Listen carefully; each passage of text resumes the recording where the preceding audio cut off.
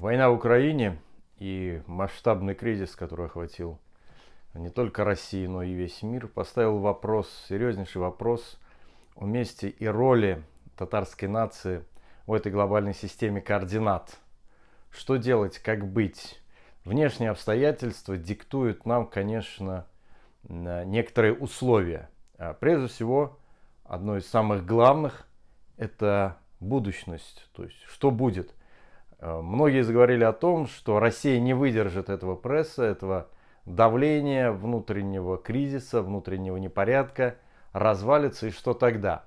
Что и как быть в этом случае татарам? Готовы ли татары к тому, чтобы обрести суверенитет вновь и стать самостоятельным субъектом большой истории? Я не говорю только о республике, я говорю о татарской нации, которая, конечно, превалирует и больше, чем Республика Татарстан. Хотя, конечно, Татарстан является территориазацией татарской нации, ее проявленной политической формой. Но татарская нация шире, больше, и Татарстан должен быть, конечно, больше, потому что татары лишь около 30% проживают в Татарстане, остальные проживают за ее пределами. То есть есть концепция Татарстана, который загнан вот в эти рамки граничные. Есть трансграничный, условный Большой Татарстан. А есть татарская нация, которая раскинута словно море. То есть оно является третьим контуром того, что называется Татарстаном. Но вопрос не в этом. Вопрос в том, что, к сожалению, мы, как я сказал выше, действуем исходя из внешних обстоятельств. Вот началась война, агрессия России против Украины. Встал вопрос о субъектности Татарстана и других республик национальных. Но раньше-то мы о чем думали? Конечно, эти разговоры были, но в целом все это происходит несколько хаотично, спонтанно, бессистемно. Некоторое время назад была попытка написания стратегии развития татарского народа. Я принимал участие с другими людьми, но в конечном итоге власти переписали ее так, как они хотели. И главными символами, аспектами татарской нации были объявлены Чпушмак, Чак-Чак, Сабантуй и все остальное. То есть всю стратегию свели вот к этому самому примитивному набору культурных кодов. Естественно, в таких условиях чего же ожидать, что мы оказались в тупике? Чего же посыпать голову пеплом, когда последние остатки государственности нас буквально лишают?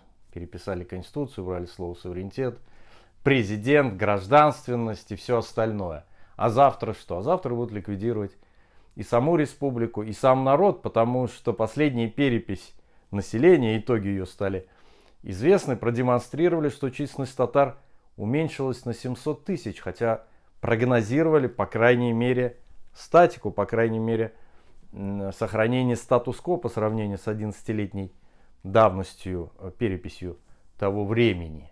То есть это, как мы понимаем, как гласит известная максима, известная мудрость, есть ложь, есть большая ложь, а есть статистика. И мы понимаем, что эту статистику сознательно переписали. И сознательно уменьшили численность татар на 700 тысяч. Это огромная цифра. Просто невменяемая цифра, я скажу. Не может в таком количестве нация уменьшаться, в то время как, например, русский народ уменьшился на 5%, татары уменьшились более чем на 10%.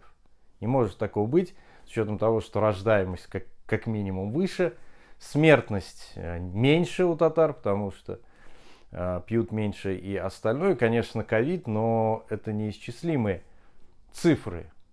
То есть мы видим, что мы не смогли ответить на этот вызов. Хотя нам говорили, мы договоримся с Москвой, все у нас под контролем. Да что под контролем?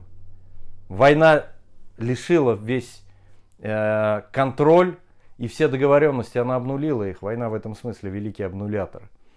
Стратегии нет, поэтому мы движемся по этой пустыне на ощупь. Известно, тот, кто обладает планом, тот, кто обладает картой, всегда дойдет до своей цели. У кого этой карты нет, тот, скорее всего, в этой пустыне погибнет. То ли от истощения, то ли от того, что от обезвоживания, то ли от того, что сойдет с ума и просто, так сказать, сгинет с лица земли. Здесь мы видим, что мы столкнулись с аналогичной ситуацией. Что такое стратегия? Стратегия – это взгляд в будущее. Философская категория, конечно, я не спорю, концептуальная, есть настоящее, продолженное, есть будущее как неопределенность чистая, да. И поэтому мы и говорим, что стратегия должна как минимум состоять из 3 составляющих. Первое – это ближнее планирование, 2-3 года, это как бы продолженное настоящее. Следующее – это как минимум там 25 лет. И следующий этап, 50-100 лет, так и должно планироваться. Это нормальное явление, потому что нация – это огромный организм, живой, у которого есть сложности, успехи, какие-то болячки, ментальные проблемы и все остальное. Это все необходимо учитывать, закладывать и, исходя из этого, наращивать и выстраивать эти образы будущего, эти вектора, которые бы вынудили нас фактически работать над собой. Если даже у каждого маленького механизма, аппарата есть свой технический паспорт, руководство к действию, да, как действовать, включить, воду не лить и так далее, то что говорить о нас, о нации? Неужто мы должны действовать без каких-то базовых и стратегических документов? Это, конечно, нонсенс.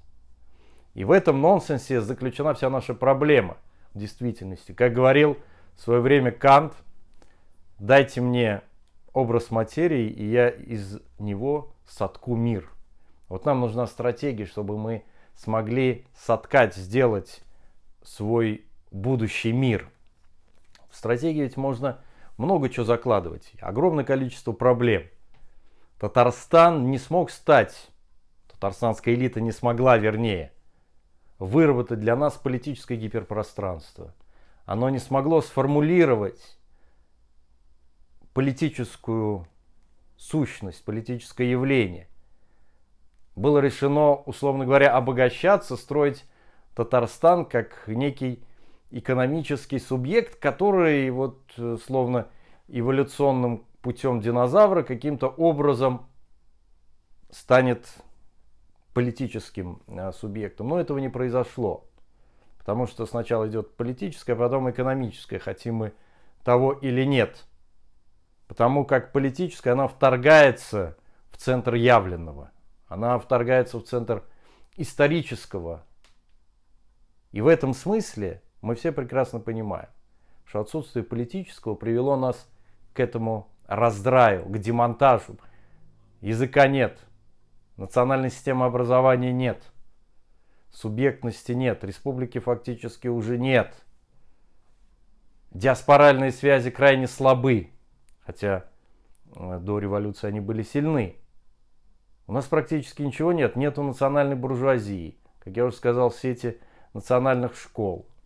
Нету даже виртуально оформленного прото-республики, скажем так. Ведь республику, условно говоря, можно создать теоретически, как говорил опять-таки Гегель, что Германия – это теоретическое государство, но именно то, что он сформулировал ее как теоретическую, она впоследствии стала практической, да, и стала гегемоном, и до сих пор является гегемоном Европы. Так что мешает нам описать все это, дать людям вот то, что необходимо, план действий. Это же несложно. Однако, возвращаясь к тому, что стратегию писали, и те люди, которые ее потом перековеркали, внесли в нее, что татарин – это человек, который ест чак-чак и пьет чай с молоком, этих людей надо судить, я считаю. Судом истории, потому что они сделали все, чтобы мы не подняли головы.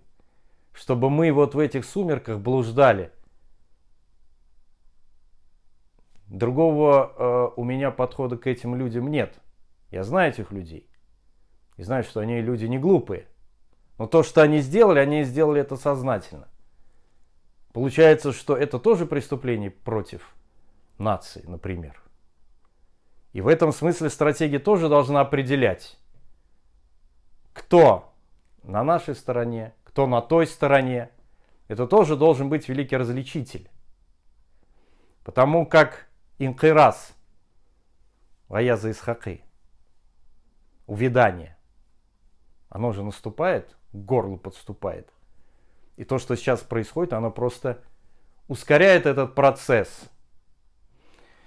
Вот, переходя более к практическим, скажем так, вещам. Мы много писали о стратегии, и я писал, и другие интеллектуалы, ученые, большие ученые наши. Многое уже прописано. Что нужно сделать? Надо, конечно, сформировать некую группу людей, которые бы, что называется, дали вот стратегию из низа. Общественная стратегия должна быть. Я понимаю, что народ понятие достаточно абстрактное и сам он писать не будет. Да? Народ состоит из личностей, из конкретных субъектов, из пассионариев ума. И вот они должны собраться. Потому что, по сути, что такое нация? Нация – это мысль, конечно, которая скреплена идеей общей истории, общего языка, общей судьбы, где-то территории. Но мы понимаем, что без сверхидеи, которая бы двигала нас вперед, невозможно сохраниться. Сама идея сохранения, она неправильная. Потому что сохранение означает увядание. То есть это топтание на месте. Нужно всегда двигаться вперед. Нужно говорить о развитии. Стратегия развития. Сохранение – это побочный аспект.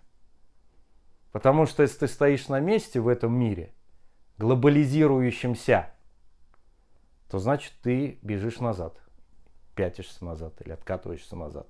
Я напомню, что идея прогресса, она родилась и стала интеллектуальным таким фактором серьезным во время Великой Французской революции, когда французские философы-энциклопедисты вмонтировали это понятие, эту идею в общественные массы.